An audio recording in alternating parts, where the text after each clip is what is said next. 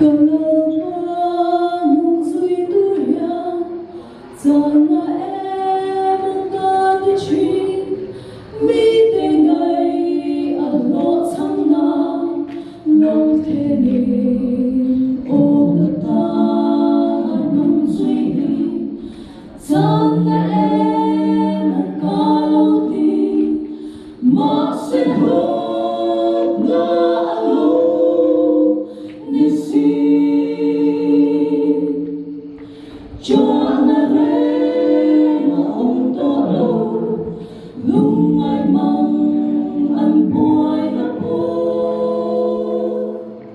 ama nên gần nhìn qua xoa đâm xuống ca to a biang hi lòng đã tur đi lâu nisi không giấc mong anh quay là tên ta không đi chỉ quay lại mi tên ngày ở đây đông na lâu thế sẽ ôm thoa đến xa với la cút roa po in ông villa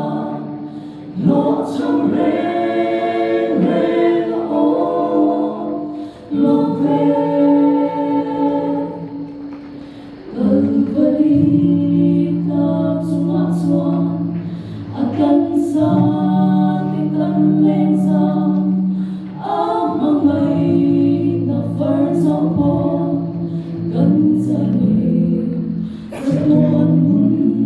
ngày adisi hôm nay giống em bỏ đi xe lòng đã tu đi lâu nisi cho na re na ông to lâu lúc ngày mang anh quay là cô ama nên gần nhìn qua xoan đắm xuống ta